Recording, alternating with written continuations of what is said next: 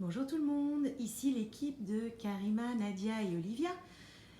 Aujourd'hui, je voudrais vous présenter ce que nous avons décidé de mettre en place pour vous présenter notre processus de floraison.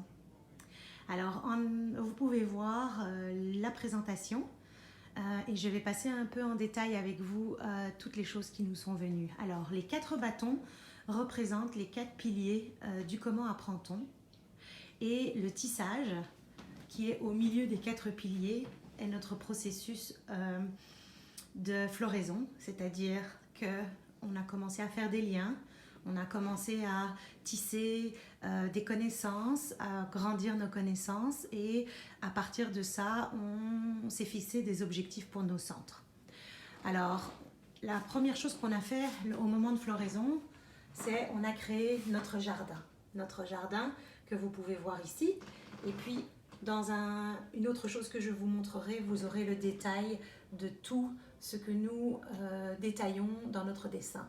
Par exemple, l'amour est représenté par les roses rouges et roses de notre dessin. Ensuite, il nous a été demandé de créer notre environnement idéal.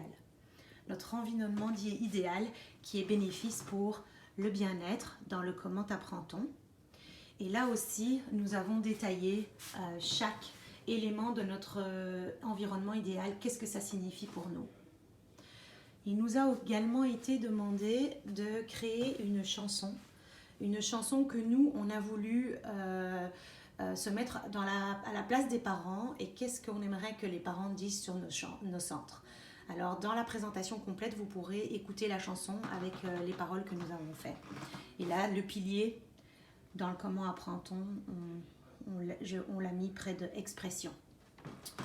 Ensuite, on nous a demandé de nous créer des objectifs. Alors, pour nous créer des objectifs, on s'est demandé en ce moment qu'est-ce qu'on trouvait qui nous manquait le plus pour nos centres. Alors, on a décidé que pour nos centres, qu'est-ce qui manquait le plus et pour les éducatrices en garderie, puisque Karima, elle est agente à la petite enfance, elle supporte beaucoup les éducatrices en garderie, on trouvait qu'il nous manquait un outil ressource pour les parents et les éducateurs. Pour devenir des meilleurs parents, pour devenir des meilleurs éducateurs, on a besoin de ressources en français qu'on ne trouvait pas facilement regroupées en un seul endroit. Alors, je vous inviterai à aller lire notre Zoom In et notre enquête et notre Zoom Out plus en détail dans la présentation totale. Ensuite, on nous a demandé de faire un processus dans Floraison, un processus de lien avec les théoriciens. Parce que dans notre travail, tout ce qu'on fait à tous les jours est évidemment